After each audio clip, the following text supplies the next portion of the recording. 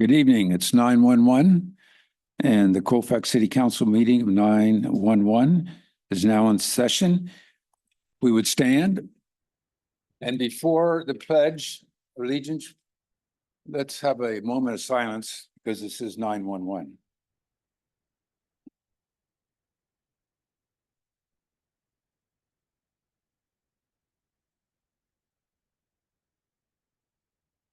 Thank you. Now, Deputy King, would you please give the pledge?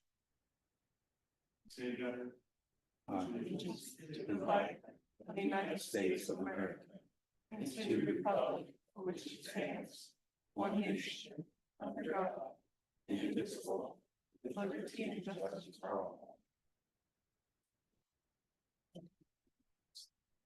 Thank you. Next is roll call. City Clerk, would you please read the roll? Councilmember Burris. Present. Councilmember Hilberg. Here. Mayor Pro Tem Loman. Here. Councilmember McCauley. Here. Mayor Douglas. Present. Now, may I have a motion to approve the agenda order? Move to approve. Second. All those in favor? Aye. Aye. Opposed? Abstain? Motion carries. Next, statement of conflict of interest. Does any council member have a change? No changes? Okay. Thank you. Move on to agency reports. Placer County Sheriff. Did I miss something? Consent calendar. Oh, sorry, missed the consent calendar. Just kidding, Kevin. Minor detail. Does anyone want to pull something from the consent calendar? I'd like to pull 3C. 3C. The zoning amendment. Any other? I'll move approval of the consent calendar with the exception of item 3C. Second. All those in favor? Aye. Aye. Aye. Opposed? Abstained? Motion carries. Public comment. Public comment.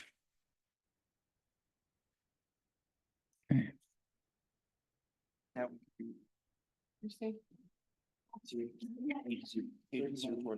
Agency reports. 3C. 3C. I'm sorry. 3C. Where is 3C? Okay. Do we need to cover the whole topic right now? Yeah. Or can we move it to a later time in the agenda? We would have had to move it at agenda approval. That was the part where we could have moved things. Mhm. Gotta discuss it now. Okay. The reason I pulled it is, again, as I've expressed before, I don't think it's a wise thing for Colfax to do. I believe that it's a significant change to a 2-block area.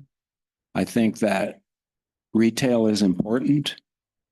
And I can't see that we should do a rush forward to approve this without some significant discussion.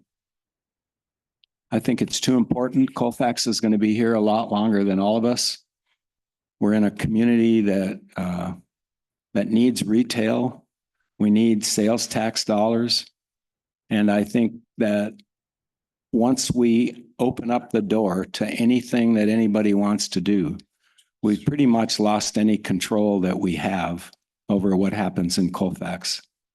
And because we no longer have a planning commission, we are essentially the planning commission. And I think that we should also involve the public in this discussion. I think that a workshop is appropriate. We had one for the downtown transportation study. And I believe we should have a workshop for this because of its importance. And especially in a community where we don't have a single dollar in our budget for economic development. And I don't think the solution to the vacant buildings is simply to allow anybody that wants to exercise any business purpose they choose in that building and remove all the zoning things that were done in the past with careful study. So it's up to us to determine what kind of a community we have. And I would like to see more discussion. I think we're again in a rush to judgment.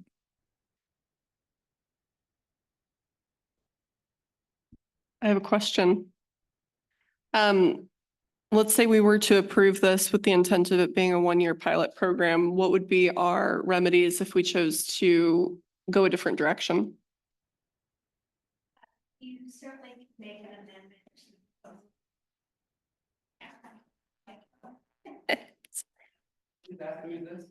I'm Kathy Pease. I'm a planning consultant to the city. So we could bring this back in a year and see how much interest we've had and whether any of those vacant spaces have found tenants at that point and report back to you on this. I do want to remind the council that all of these listed uses are permitted by right. The council in the past has identified that these are appropriate in the mixed use zoning district. The thing that's up for an amendment this evening is a footnote to the permitted table that simply says some of these uses can't be in the ground floor. So there is a distinction. We're not opening this up to new uses. They are permitted by right. And so that's just kind of a clarification. Wonderful. I think that answered all my questions. Okay, is this time to let the public comment? Well, I just want to clarify too that, Larry, you said that if we just open it for anything and everything, it kind of becomes a free for all and we lose control. But that's not what this list is. It is still a limited list. It's not a free for all that any business of any kind can come in. We still have we're just adding, what was it? 8, 1, 2, 3, 4, 5, 6, 7, 8. So that's the way we have the proposal We're written. not even adding, Well, they're already allowed in the They're mixed already use. used. Yeah. Yeah. So it's not the free for all that you were explaining. I disagree. I think that we're talking only about the front 30 feet of the ground floor. And I don't see any reason that we should change that. I think the mixed uses are permitted in the other parts of the building. And again, we need sales tax dollars. And I think I respect Trinity's question. But at the same time, if we do this and open it up for a year, and those uses change, we really can't go back to the people that rented then and say, sorry, you have to leave. We need to make the decision now. What kind of a downtown do we want? I guess And- maybe I'm not understanding who would we be asking to leave? Because I'm fundamentally misunderstanding and I want to make sure I'm on the same page. I am not understanding this as we're letting things that can't already happen. In the first 30 feet, we would be. All of these businesses downtown are required to have in the downtown 2 blocks, they're required to do retail or bar or restaurant in the front 30 feet of the building. And what they want to do in the rest of the building is up to them. That is my understanding. It's just the front 30 feet of the ground floor. And I don't understand even still why we are in such a rush to change that so quickly. Maybe somebody can explain that to me, but I don't see it. I feel for the landlords. I've been a landlord. I run a business. I understand what a business is, but the intention is clear and the mixed use would still be allowed. It just would not be allowed on the ground floor. And it's not like we have this huge vacancy issue. I think there's only 2 or 3 empty spaces in the town. That's my We understanding. have 3 just next to this space, 1 vacant there and 2 vacant next door. Just as a reminder, the reason I brought this. Wait a minute. Oh, sorry. No, I believe that the person next door to City Hall in the Marston's building intends to put a retail business in that spot. That's what we were told. I think secondly, that the ice cream building and business is for sale. Somebody could come in and rent that as an ice cream store tomorrow. So I don't view as that being available for rent. The only ones I know is 1 office maybe in the building where the new bistro is. And I think there's a couple of offices vacant in Penny Todd's building. But I also was told today that Penny Todd's building is for sale. And so given that it is, what are we talking about, right? We're talking about one office and one new business owner, because I've also heard that Min, who owns the bistro building, is storing material in that area. I don't really see this huge vacancy issue that requires us to act so immediately. Just to clarify, while the Scoops building is up for sale, they do not want a renter or a short-term lease in there. That has been tried and they turned that opportunity down. That's my point. Nobody can rent it right now. They can only buy it.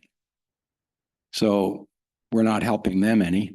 That's not a Well, vacancy. but it opens up who might buy the building because of what they're going to be able to do with the building. What? It might get somebody who's more interested in purchasing it because now there are more options of what they could put in that as a storefront. I believe you mentioned a veterinary office at one point had inquired, and that would be a prime spot to put it. It's got enough space to be able to do something like that, to have a veterinary office right there. Correct. This is what instigated my bringing this forward back in March, is that I was starting to get calls and I was turning people away because of the footnote. The vet was an example, an office was an example. And in a couple week period, I got several calls and I had to tell everybody no. So that to me, made me question whether that was the right footnote to have in the downtown. So that's what brought it forward. I will remind you too, this is the 5th time this has been on the agenda, my 4th time bringing this forward. And then there was one where it was on consent calendar and it got pulled. So we have had opportunities to discuss it. I guess what I'm not grasping just in this conversation, I'm not really seeing how the intended uses that we're aware of are very fundamentally different from what's already happening. Like when we look at our antique shops that are never open, and when I look at the salons, and then I look at the doggy groomer, I'm just not seeing a lot of variation there. They are complying. And I would agree with you. I hate to even mention this, but there are some usages downtown that don't comply today. But would never advocate we start, running them around. But Right. I don't even think we have a vacancy, given what we just talked about. I don't think we have a vacancy at all. So what would prevent us from asking the people of this town in a workshop, what kind of downtown do you want? Why the rush? Well, I agree with you, Larry. I think we do need to have a conversation, a more in-depth conversation that goes beyond just a footnote. But to that point, I think there's an immediate ask that we can resolve through the legal process that would allow people to do things that are already being done while we go forward with that conversation and decide what our actual vision is, have a strategic plan, and then actually make sure we rewrite the ordinance as we see fit. I don't agree with you. I think we should do it right the first time and be done with it. I think it's 2 separate issues, but I won't belabor it. I think while we're having this conversation, we need to go back to the fact that downtowns all over this country that are just retail and restaurants are failing miserably. I mean, I was having a conversation with somebody today that will tell you that downtown Santa Barbara is half empty because they have that similar setup. And the way our country is going, that's not how the community is set anymore. They don't go downtown just to go buy their groceries, buy their clothes, things like that, from everything between Amazon and Instacart and all that has changed that. So I think the downtowns need to evolve along with that to increase more. And I know, we all like the idea of having a little nightlife in town. There are some options to do that, but we need to put things in there now that are going to be able to help our community. And that's not preventing other businesses like that to still come in and add to it as well. And, there aren't a lot of empties. I'm with you. People all the time are thinking, oh, no, there's all these empties downtown. Actually, there's not when you count them. But they've still been empty for too long. I mean, I don't know how long the Railhead was technically empty. It's been over 2 years, possibly 3. And then Scoops has been empty for 1.5 years at this point. I know the middle one over there has been empty as long as I can remember. Wandering Railroad went out at, or a Wandering Wardrobe went out at the beginning of this year, and she's not been able to fill them. So these spaces have been empty for a long time, and we need to put something in them.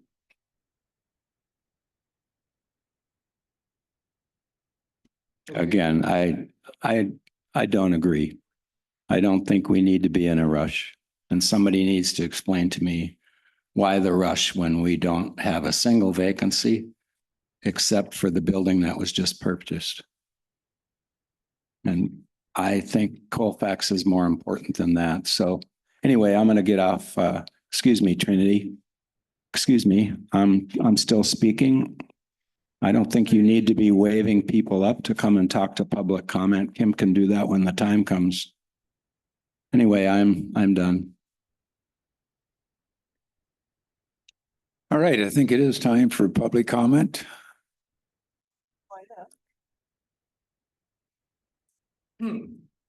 Hi, thank you. Travis Berry, East Oak Street. There's a fundamental issue here, which is the reason we're all talking about this. And this one guy with one business trying to develop a building.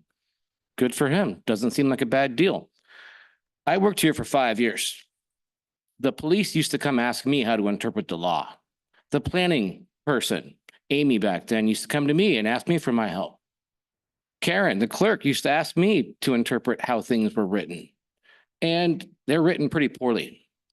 And sometime between the time I left and now, and I just looked it up the other day, they made two new districts. Used to be called H1, the historic overlay, which included the Central Street building and parts of South Auburn. And I was a little shocked to find you guys now have MU1 and MU2. So I read into them. Once again, poorly written. And the footnote for office / or I should say office, professional services in MU1 says office within 30 feet of the property line. I don't know what your interpretation of the property line is, but I'm assuming and have to assume, and the general counsel would probably assume and presume and go along with me and say that's probably from the front of the building, but it could be the back, it could be the sides. Most of them are only 25 feet wide. So 30 feet from the property line means you can have no office space in one interpretation. In another one, it's 30 feet from the front. Great. Cool. That's not much. Most of these buildings are, and those lots are all 100 feet long. Exactly. Some are 30 feet, most are 25. Scoop's building is exceptionally wide. Great space. That guy did a good job. Sad about his passing. But Larry said some mistruths here. I hate to sound like Trump, but you're just not telling the truth, Larry. Do your homework, please. There are lots of angles to play with this one. Initially, in the H1 district, everything was allowed. There's a huge list. Wig shops are included. The law is that old. Wig shops. People used to get wigs in the 1800s. I mean, there's so many different types of businesses. I agree with you. We shouldn't have sex shops, excess smoke shops. You were right. I totally concur that there are certain types of businesses we don't want downtown. Now, I read the agenda and the new rewritten ordinance before I came to this meeting, and it added a few things to that list, and I find that list to be absolutely acceptable. And it added a couple things more than just libraries and museums and antique shops. And it seems like a good deal. So I suggest the adoption of the amended ordinance as written or the second reading. Okay, thank you. Any other comments from the public?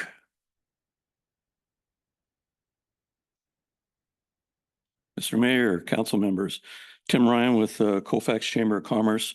We do agree on your, now I understand, not necessarily an extended list, but one that is already in place, and encourage you to vote that way. Some things that are going on right now have not been working, and we would like to see a change with that. I do believe what you're talking about, Trinity, is to have some options in here that we could look at. we could possibly do this. You could do this as a pilot program and see how it works and see if it does start building up our downtown area, which we are really striving to do. So the Chamber of Commerce has support to pass this motion. Thank you. Hey, thank you. Any other public comment?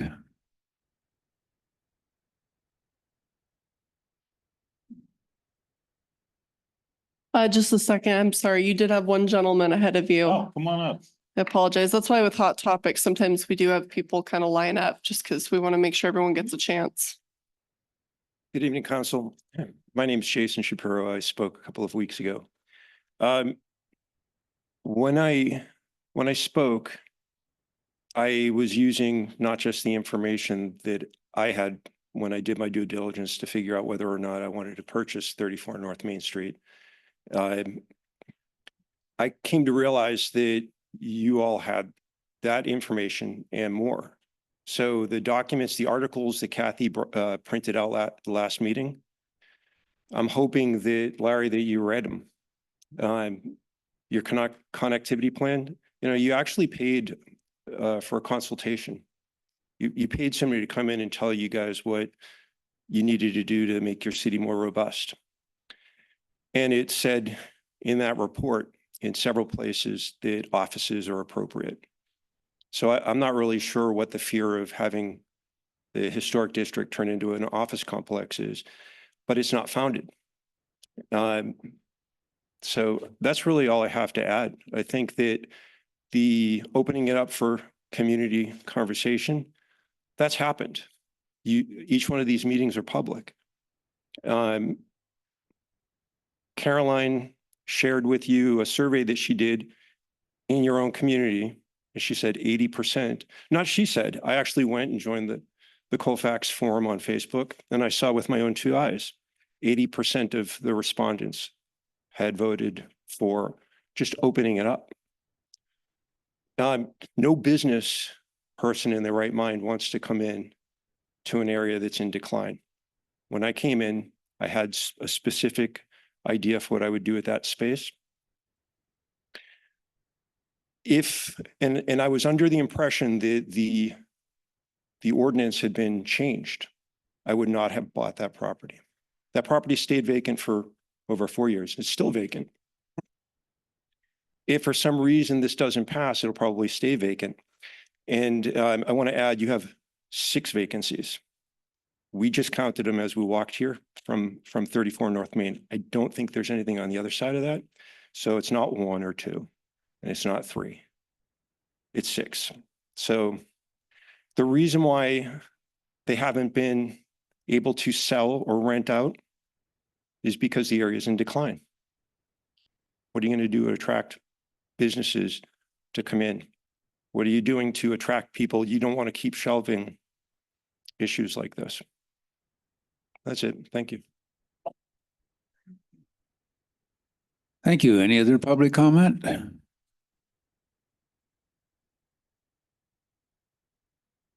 Thank you, Jason, for saying that.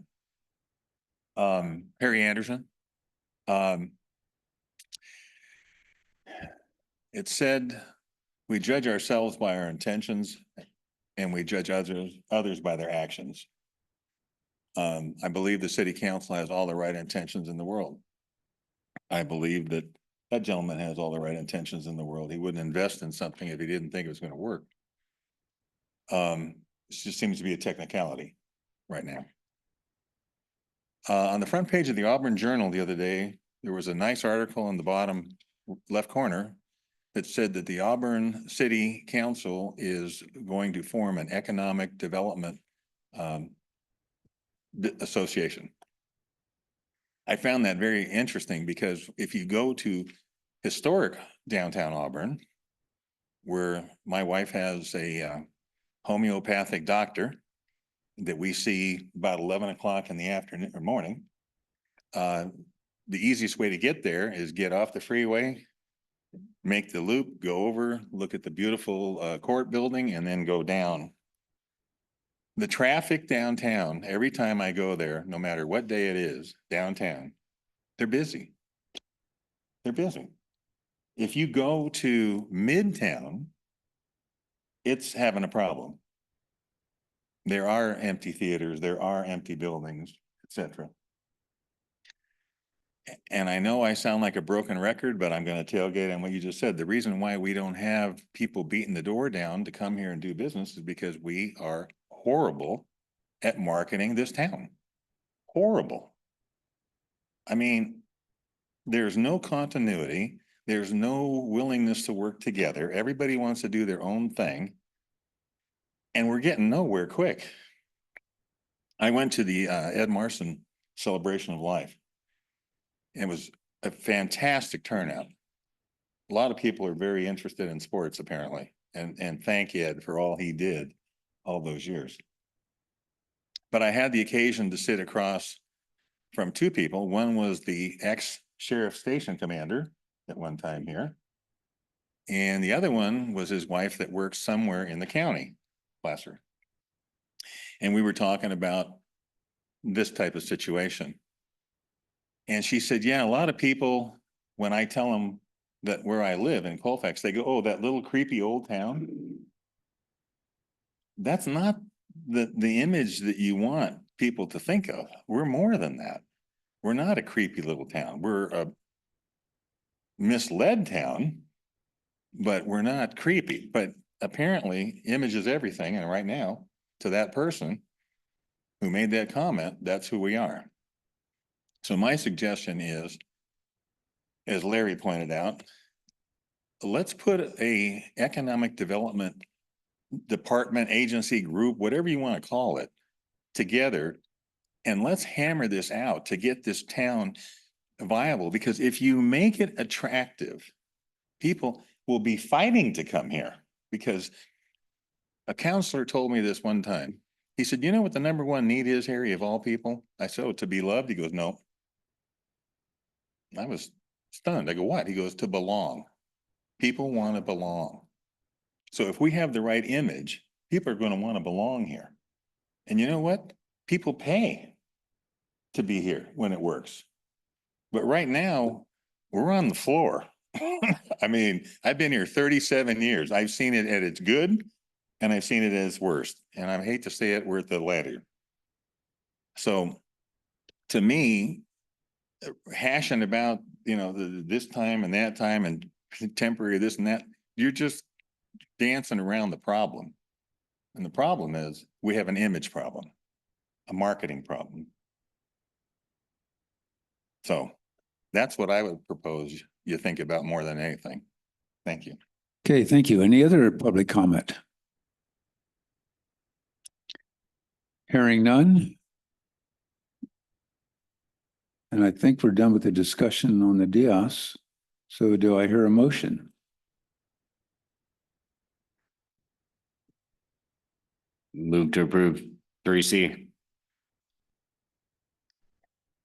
Second. Hear a second. All those in favor? Roll call, please, City Clerk. Councilmember Burris, Aye. Councilmember Hilberg, No. Mayor Pro Tem Loman, Aye. Councilmember McCauley, Aye. Mayor Douglas. Aye. Okay, motion carries. Moving on. Agency reports. Thank goodness there was no crime that caused you to leave. Oh, actually, we have another deputy out patrolling your streets right now. Got Deputy Boyer out there. Anyways, I'm Sergeant Kevin Griffiths. I'm the station commander here in Colfax. And being that it's 9/11, I figured I'd bring one of our newest deputies to Colfax up here. He's going to test for the full-time position in about a month and a half when I open it up. But he has chosen to go ahead and work for the next 4 months just in this spot because he actually enjoys being up here. So I'm going to let him talk about himself. I'm going to go back and sit down unless anybody has any questions for me that I can answer. Perfect. Good luck. Look at that. Do I have to use this? Hi, everyone. My name is Dan King. Some of you guys I've met already. A little bit about me. Born and raised San Jose. Spent about 10 years in the Air Force, a mix of active duty and reserve time. I've wanted to become a police officer my entire life. Started off being a San Jose police officer for about 7 years total.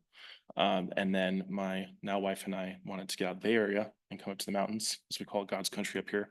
And I didn't come here to work down the lower. I wanted to work specifically up here in the mountains out of Colfax. It's always been kind of, ooh, that'd be cool. Small town going from a city of 1.1 million people to a town of just 2,000 was really interesting to me, because going from shooting to shooting all this major crimes, I don't have time to get to know everybody.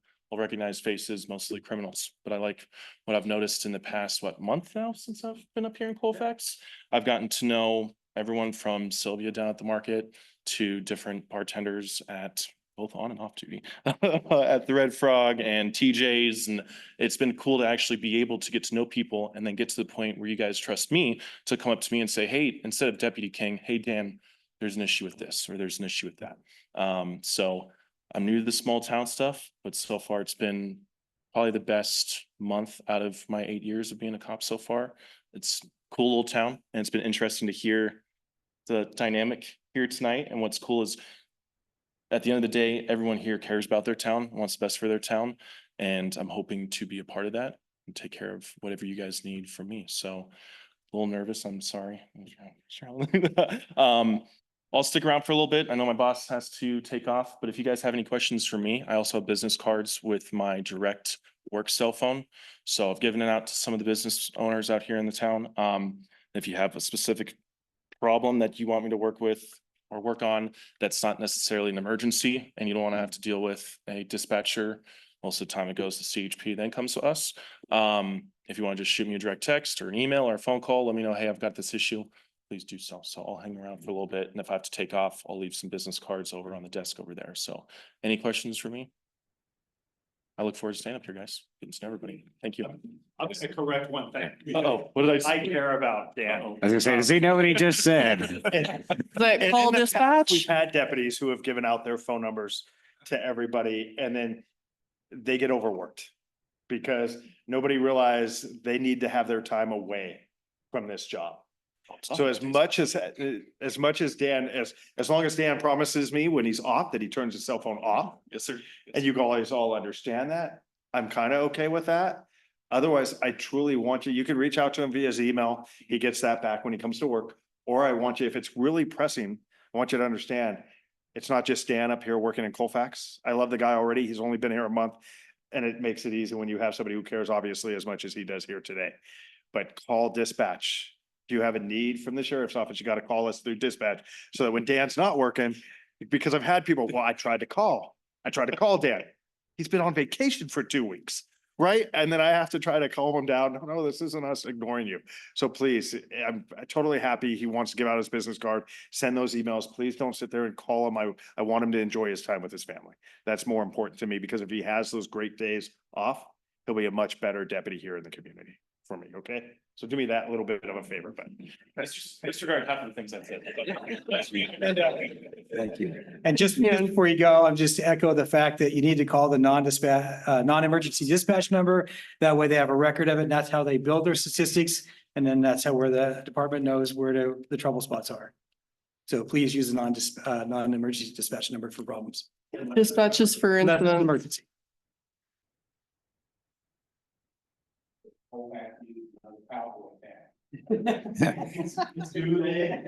Next. Report from the CHP.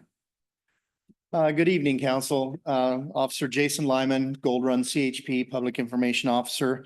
I have brought a few stats with me today for this last month. We issued 331 citations, 99 verbal warnings, and a total of 597 enforcement contacts, excuse me.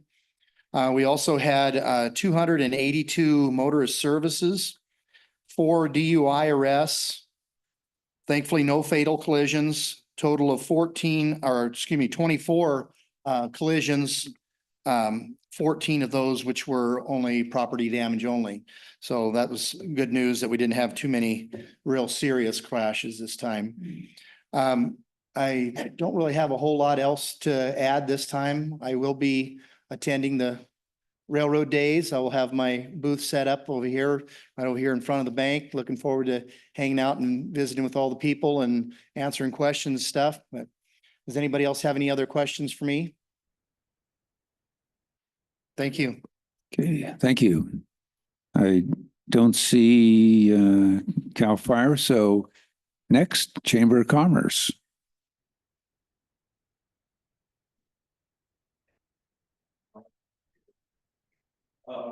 First off, would really like to thank Caroline for our new roundabout downtown. It seems to be working out very well. I haven't seen any accidents, and the traffic just seems to flow right through there. How you ever got the funding for that? We don't want to know.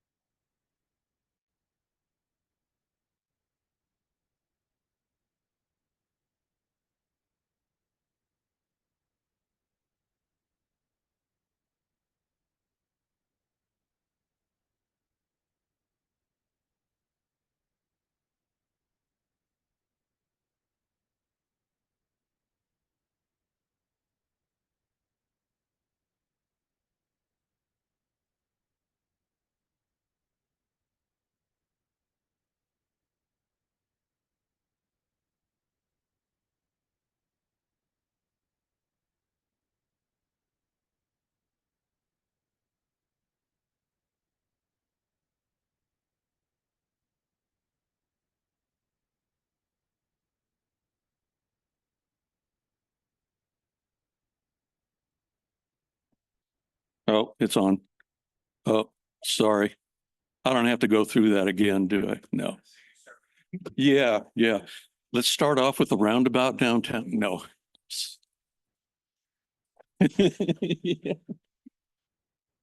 When they were up here, it was a red light. I don't know what that deal is. The Chamber of Commerce is starting to kick off a marketing series, and we're going to be doing that on the third Monday of the month. The first one is going to be September 16th, and we're going to be talking about branding, marketing, and more. I do believe Harry is going to be there, I believe, for our second presentation of that. So we'll look forward to that. And just to help, and kind of like what Harry was saying, the marketing is very important, not only for our city, but for our businesses that are in town and how they can keep going and keep striving and moving forward. Let's see. So I think that's it. Oh no. Oktoberfest, the Chamber of Commerce is putting that on, and that's going to be September 28th. And that is a Saturday, 12 to 6. So you'll be seeing more flyers and information coming out on that. And then right now, the Chamber of Commerce is definitely gearing up for Railroad Days. I'm not sure if you've seen on Facebook, but I know the Visitor Center has geared up with a lot of new merchandise, railroad merchandise, shirts, cups, hats. So yeah, we're really looking forward to that. Thank you. I have a quick question for you. Have Sure. you opened for vendor signups for Oktoberfest? Because I've had a couple ask me, and I know at one point I told Amy you guys could give them to all of the vendors this weekend, but I didn't know if it was opened yet because I hadn't seen any post from you guys yet. I'll have to ask and find out. Okay. And see, and then give you that information. And yes, it should be open, I believe. Great, thank you. So Tim, before you go, which chamber meeting was it that you're going to talk about marketing and? So Larry, that's going to be, we're starting a new series. Okay, And it's going to start this coming Monday, the 16th. And it's going to begin at 10:30. 10:30 a.m. Yeah, Monday right. the And that's 16th, at okay. the chamber office, the train depot. Thank you. Thank you. Thank you. Any other nonprofit?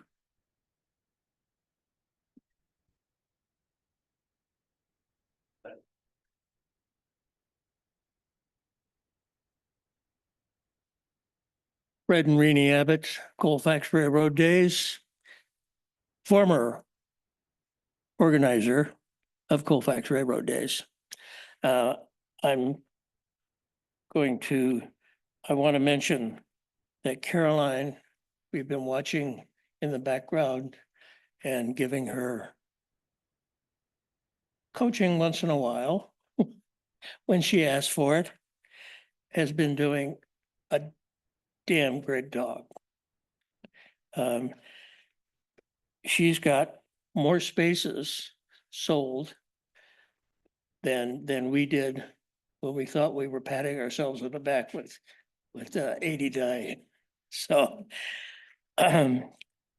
Caroline has 82 vendors, 53 craft vendors, 4 first responders, 8 nonprofits.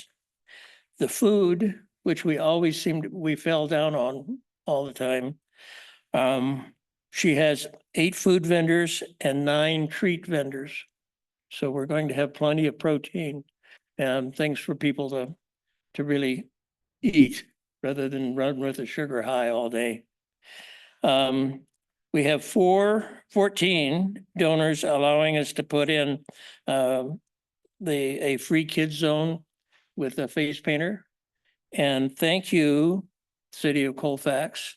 Your donation allowed us to have free train rides for the kids and the little people mover train. I know that there were, we were only charging $3 a train ride before. There were families that did come up and $3 was too much to put the kids on the train. And I think this is really a good thing that the city council has done for us.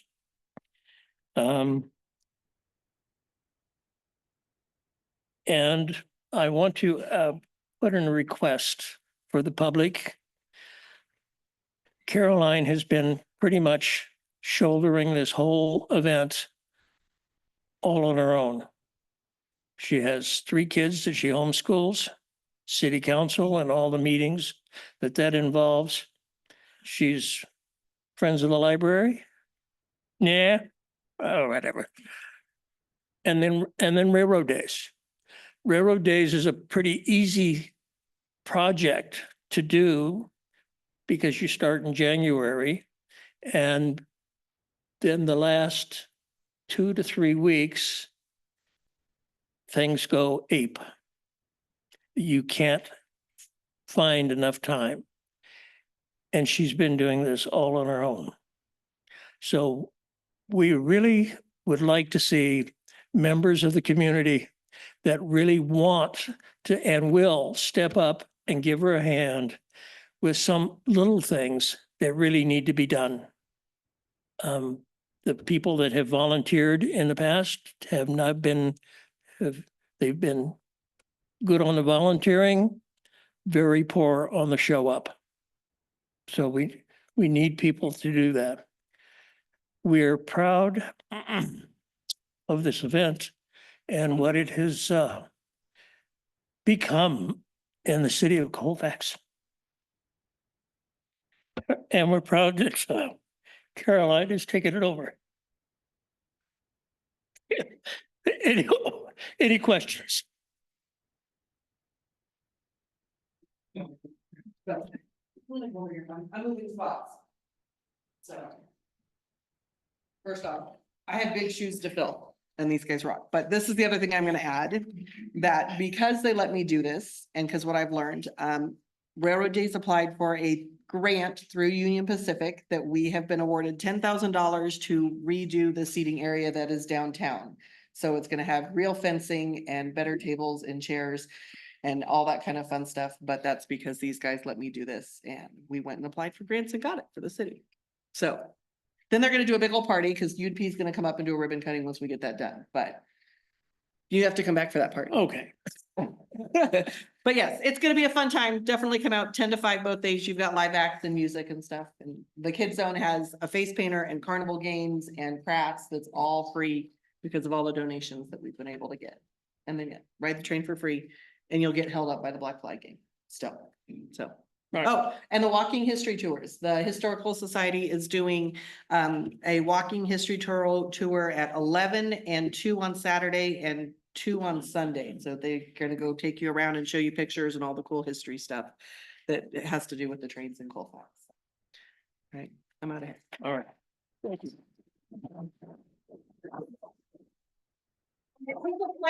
Harry, and I bought a train shirt. I have never worn a train shirt in my life. So. Any other public comment? Nonprofit. Oh, it's nonprofit. Oh, Hold on 1 second. Harry, do you want to do your presentation? Because that technically falls under nonprofit. Because I know Kat would love to go home. Because you fall under nonprofit under that situation, so go for it.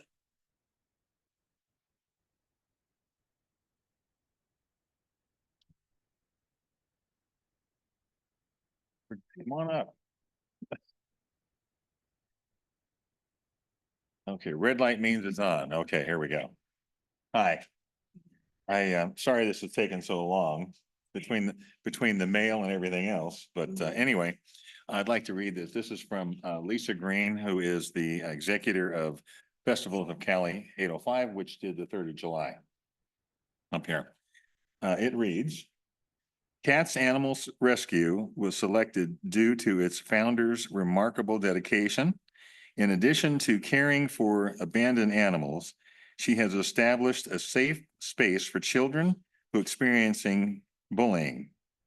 Recognizing the impact of bullying, she has initiated an anti-bullying campaign and provides tea parties with her miniature horses, one named Ice Cream, for those who are affected by bullying and aiming to eliminate their pain and suffering. Lisa Green, Executive Director. And on behalf of Lisa, we'd like to give you $1,000. Thank you very much. Thank you. And I'd like to thank the Festival of Cali 805 and all the community, Colfax, all the residents and businesses, and also the tourists that came on the 3rd of July. It was a very good success and it was lots of fun, hot, but fun. And I totally appreciate this. It's so much needed for all the animals. With winter coming, they eat more and because it's cold. And so this will be awesome. I really appreciate it. Thank you, everybody. Thank you so much. Oh, thank you so much. There you go. Okay. Yes. Thank you. Thank you. Thank you. And one last thing, I want to thank Caroline for all that she has put up with me and doing all of the banners and such for Railroad Days. She's done a fantastic job with those things. I was over in Grass Valley the other day at the Brunswick and 174Y, and I looked, I go, oh my God, that's one of my banners. So Grass Valley knows a lot about this event, so it ought to be fantastic. okay, thank you. Any other nonprofit? Okay. We move on to item 5, presentations. We have a council member that would like to make a presentation to Jan Swift. Yeah, so we do have a proclamation put together in memory of Jan Smith and Swift, sorry. So it says, whereas Jan Swift was a resident of the city of Colfax area for 55 years. Whereas Jan was a member of the Lions Club, formerly the Lioness Club, and the Garden Club. Whereas Jan contributed to the community as a hairstylist for 40 years. Whereas Jan was also known from her work in the garden department of Hills Flat Lumber Company and for her work at TJ's Pizza Factory and the Happy Apple Kitchen. Whereas Jan was instrumental in planting flowers around town, believing a beautiful Colfax would improve property values. Whereas Jan contributed to the hanging flower baskets on Main Street, improving the aesthetics of the area. And whereas the Garden Club will install a plaque recognizing Jan's contributions to the city of Colfax near the Colfax Caboose in downtown Colfax. Now therefore be it resolved that the members of the city council hereby extend their sincere appreciation to Jan Swift memoriam for her service and faithful dedication to the city of Colfax.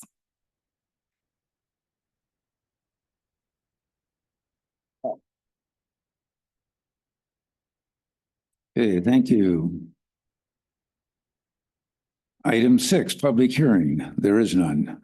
Therefore, item 7, public comment. Do we have any comment from the public on anything that's not covered on the agenda? Going once, going twice? Gone. Move on to council and staff business. Councilman Lohman, do you have any committee report? Just been keeping busy working on getting those wildfire sensors deployed. I got all of the equipment in last week and hopefully I'll be starting installations here coming up, I'm just working on getting property agreements done. And I still have a couple more sites further up the hill outside of Colfax to try and flush out with some property owners. But it's moving right along. It'll definitely be good for next year. Okay, thank you. I went to the Larry. Sierra Vista Center meeting again. They now have received all their bids, so they'll be coming in with a request for the Bianchini funds. There's a committee and a group for that. And it may or may not come to the council. It probably doesn't need to, but it could. So they're ready to move forward. They don't have an operating furnace and some other issues they need to solve. So they're drawing from some of those funds to do it. Secondly, I also went to the chamber mixer and I found that, as Tim said, it was really a great meeting. It was very positive and there was a lot of interchange between the different nonprofits. And I think it's a great beginning that's going to grow to something. So it's good to be a part of that.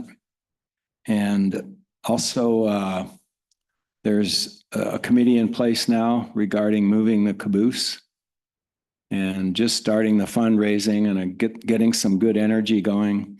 And the intention, if any of you are out there that didn't know this, the intention is to move the caboose over onto the grass near the station.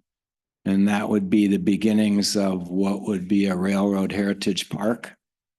And I know this has been talked about for years and years and years, but this is real action and grants have been applied for. I know Ron has done one or more.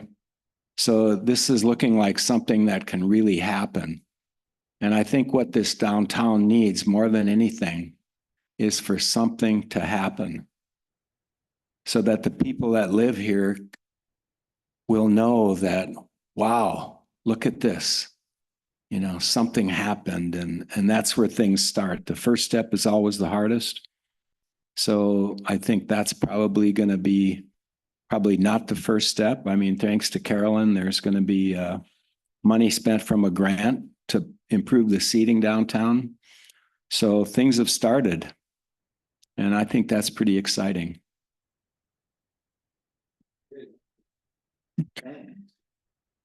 All right, so yes, I did went to the coffee and conversations. It was really great to see so many turn out to those. That event that the chamber is putting on every month seems to really be increasing in its attendance, both from business owners and the public. And I think that's fantastic. Anything that's getting us more engaged. Let's see, I was down in Sacramento on Monday for a SACOG meeting with the policy and innovations, and everything is, all the conversations have to do with what bills are sitting in on the governor's desk right now for him to sign or not sign as to where money is going or not going. And then, yeah, we had our caboose meeting and that would, as to Colfax informational items, yep, y'all need to be downtown this weekend. There you go. That's all I got. Okay, thank you. Trinity. So I have a presentation this evening, well, I should say report out this evening just on the advocacy trip that I did in April back to Washington, DC, and then the ongoing work from that committee going forward, because as many people are probably not super aware, it is actually a year-round commitment on that committee and with follow-up. So we met with, I'm going to kind of list out who we met with, the subject, and I'll go through it and then I'm happy to answer any questions. So we met with Rep. Matsui, the Committee on Science-Based Technology, that's the House Committee. We met with the Department of Homeland Security, their appropriation staff. And we met with the Department of Agriculture. And for the first three meetings, we talked about the budget language for the FEMA BRIC. And so part of what this does is it relates specifically back to wildfire prevention funding with FEMA, because right now FEMA's main space that they operate in is response. And we're trying to get language into their budget plans that allow for prevention, similar to the grants that we're currently already attempting to get our funding for with FEMA.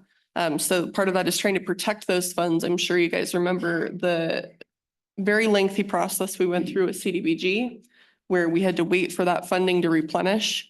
That's what part of this is making sure that those funds stay in that bucket so that they are replenished and we can actually receive them, not just be promised them.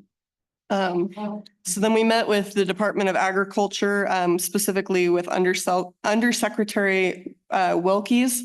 And I apologize for the stuttering. I've been working since 3 a.m., so I'm not doing a very good job reading right now. We met with the Undersecretary, we met with the U.S. Forest Service, and we met with Rep. Kiley on increasing the pace of fuels reduction and prescribed fire on Forest Service lands. So I think everybody is well aware of the major issue we have with the federal lands not being properly maintained or dealt with in the first place. So that was a big part of it. Another part of that was meeting with the appropriations committees to make sure that we had appropriate funding being directed in those directions, because it's one thing to try to create federal law around, pay for firefighters, things like that, but you have to actually back it up with money. So that was part of those conversations. We are fortunate that Representative Kiley is currently, he's our representative. He actually has a seat on the Appropriations Committee. So that's very helpful, having somebody who is familiar with our struggles actually on that committee. We met with Senator Padilla on the Wildfire Intelligence Center and the intersection of lower PM NAAQS. That's actually an acronym that I always pronounce horribly.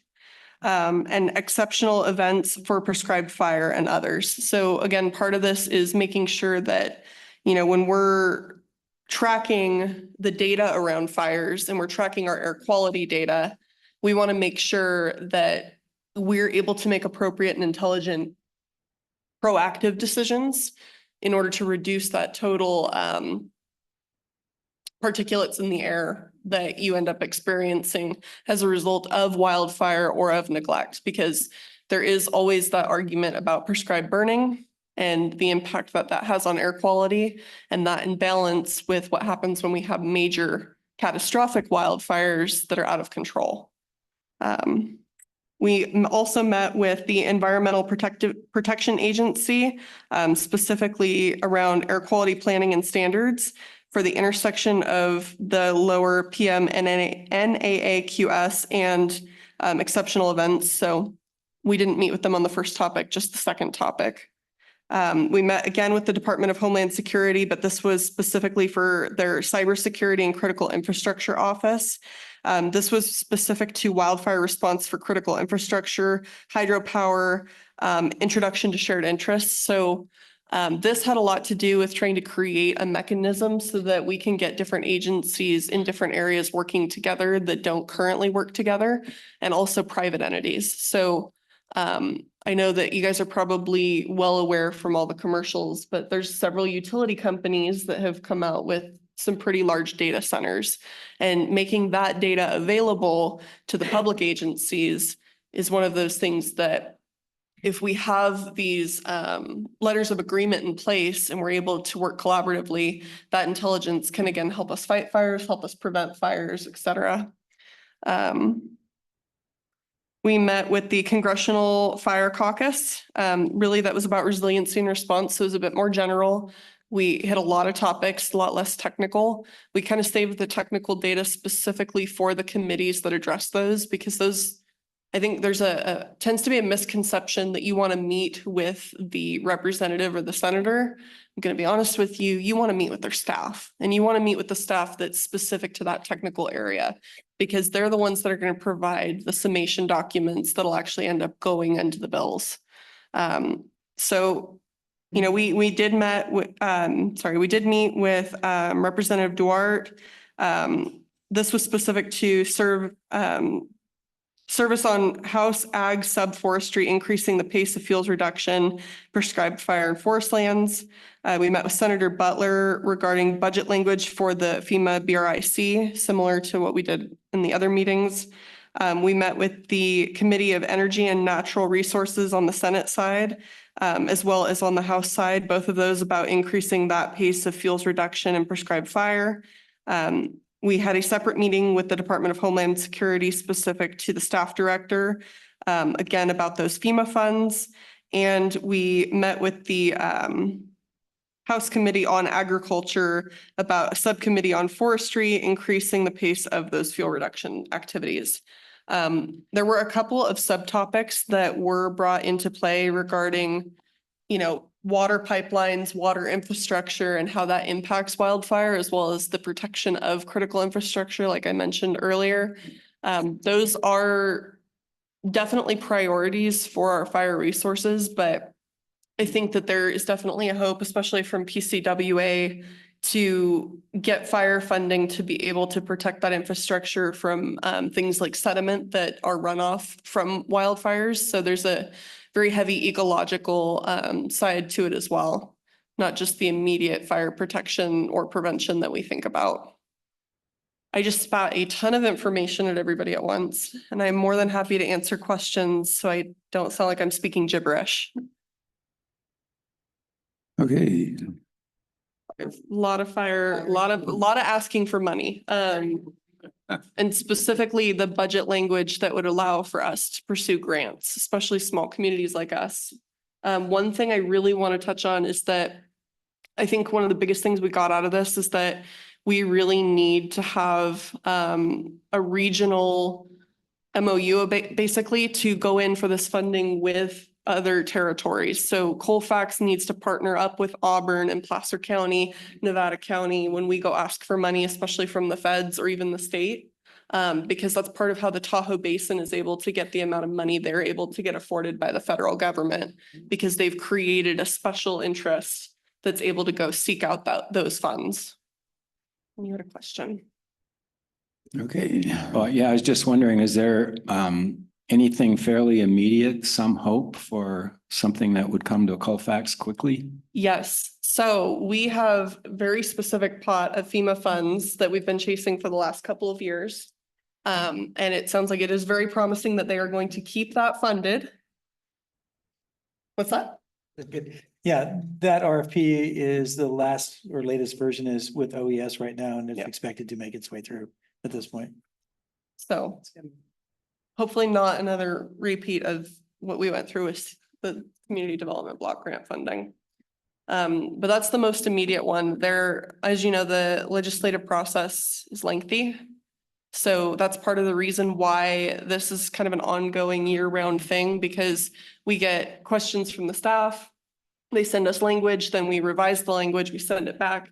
It's a constant ongoing stream of information, and it can sometimes take a year to 2 years before you actually see the end result hit law or even hit the budget. So that's part of what we've been working on, but the FEMA funding, it sounds like, is the most promising right now. Okay, thank you.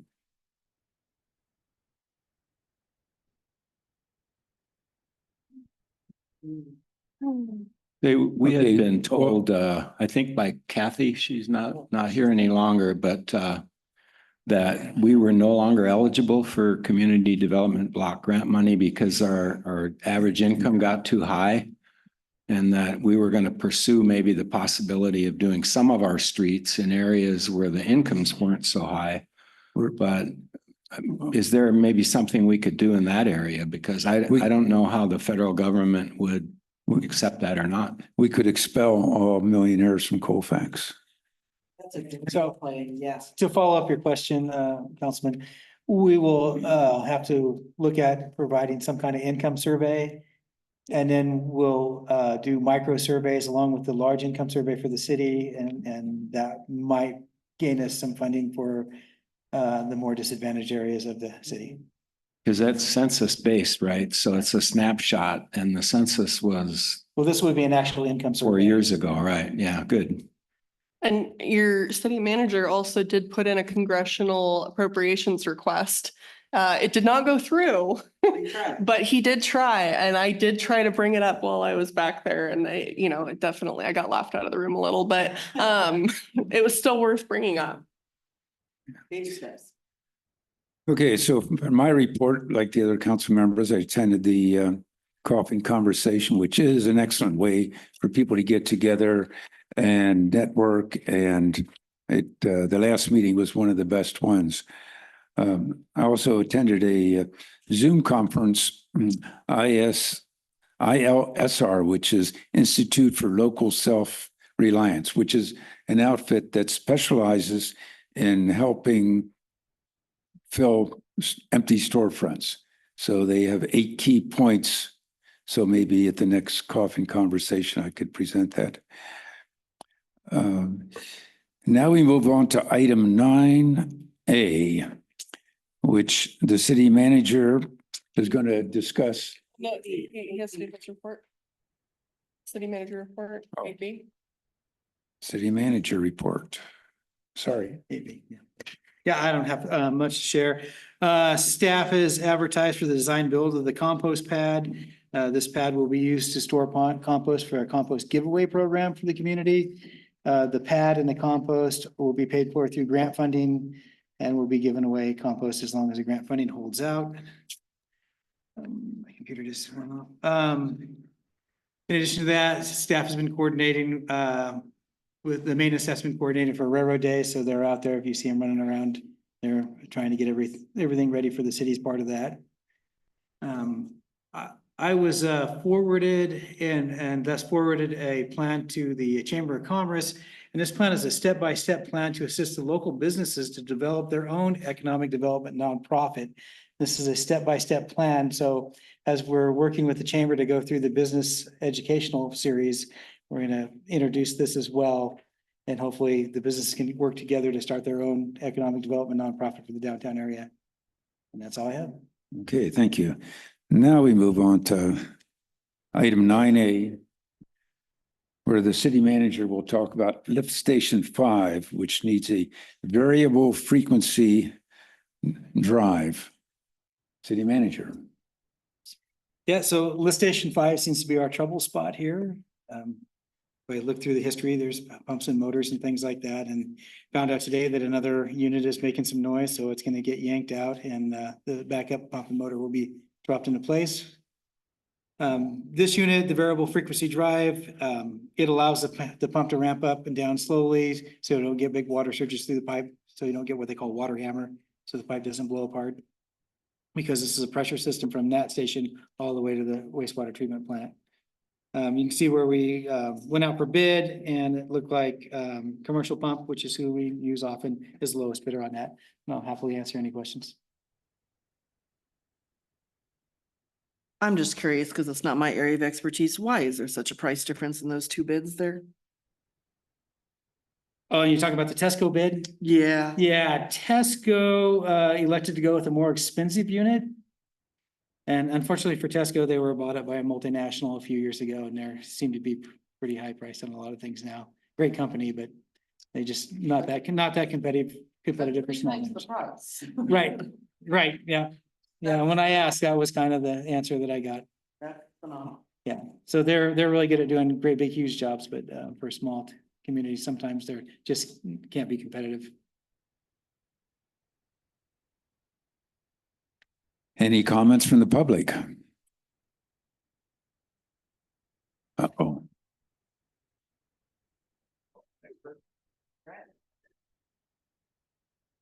Tom Harnum, I live on West Oak Street, and is it on?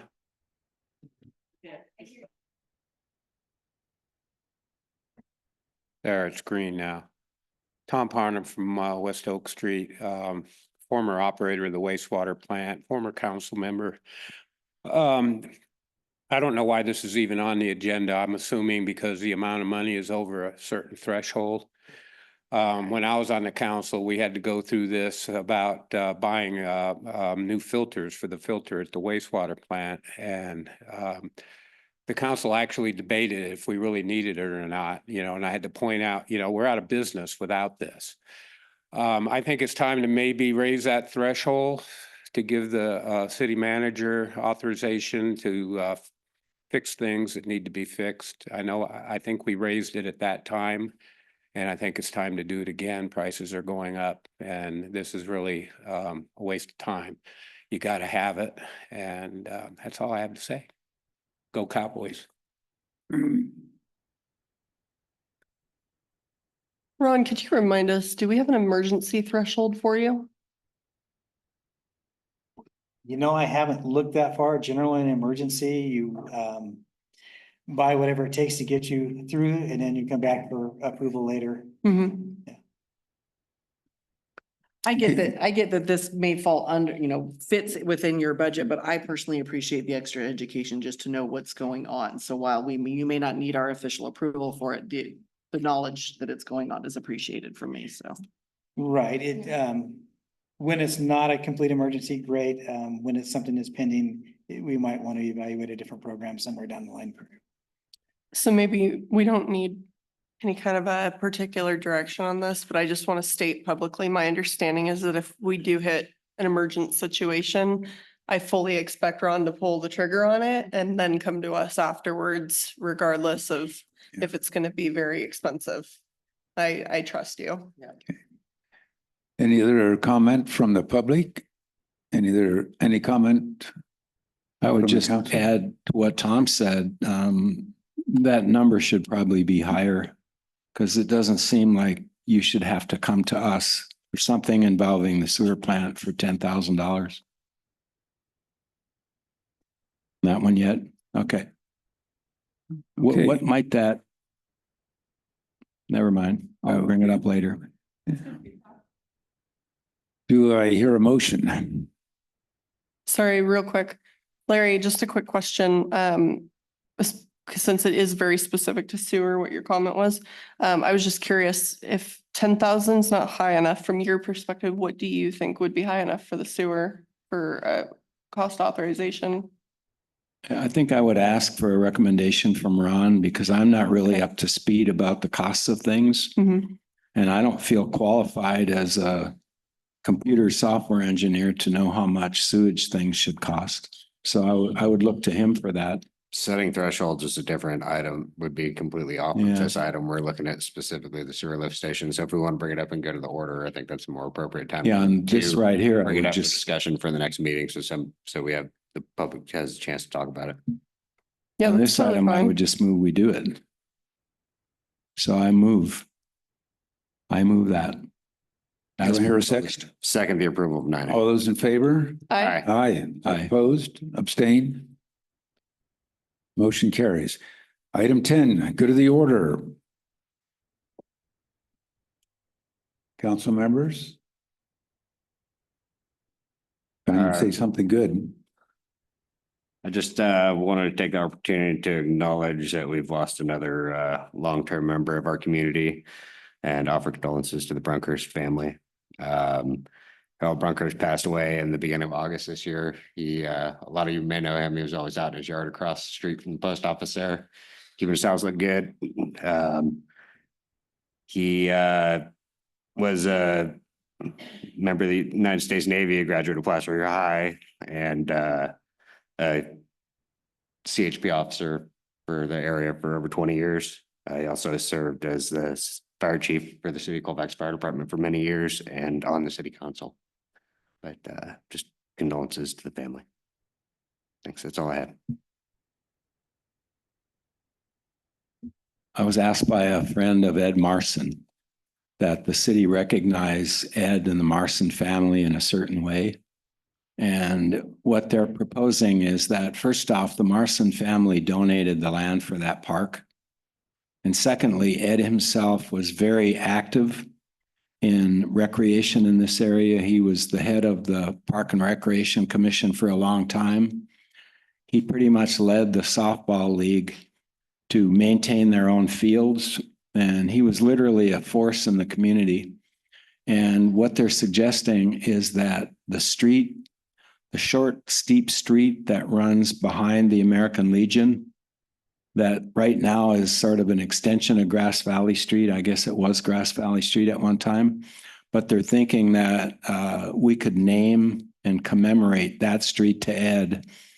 And I know from living up above it, Helen and I often walked our dog along above the park in the morning, and literally every morning Ed would be out there with his little dog Charlie, and of course picking up after Charlie, but he would also walk around the park and pick up the trash that didn't quite get in the barrel, and he was there every single morning, like 7 o'clock, doing that. And I think it's appropriate that we do that we name that street after him and put a plaque somewhere to commemorate what he gave to Colfax all those years.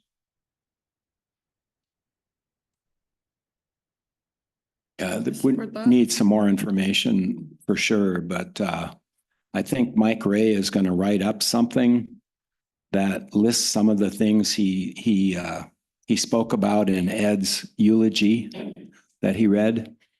And so he'll put something together and we can do a proper commemoration for Ed. Okay, Carolyn.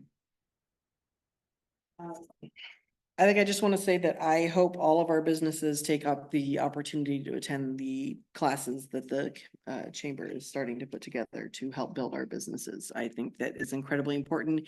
Even if you've been doing it for a long time, you never know when you're going to hear something new that might help you further your business. And that's what we need, is all of our businesses working together to expand the awareness of Colfax and what we have to offer. So I really hope they attend.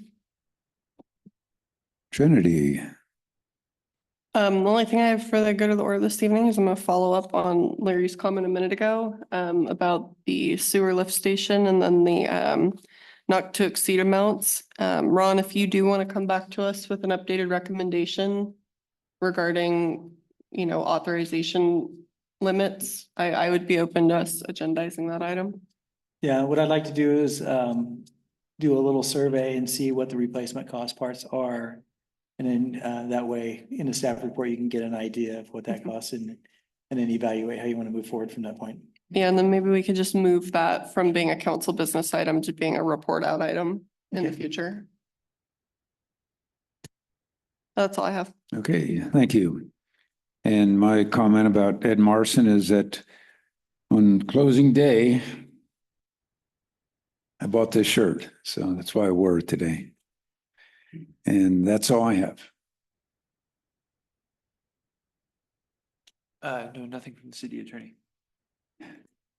Okay, now we have public comment on the good of the order comments. I just wanted to say that since Kat was here and she has that with the button, Where's the button? Make the green. where the hell is the button? There a green? It was on. Okay. Okay, anyway, Just keep me on your toes. I just want to make sure the city council does their job in protecting us from any Haitians that are sent here, because from what I've been reading, all of Kat's animals would be barbecued and eaten from what I've been reading. So please make sure that you protect us from having a delivery of those people. That's it. Hi guys, good of the order, public comment is only on stuff we talked about during good of the order. So, but thank you for following up on my suggestion. And I wanted to also say, yeah, that's a great idea, honoring Ed Marson.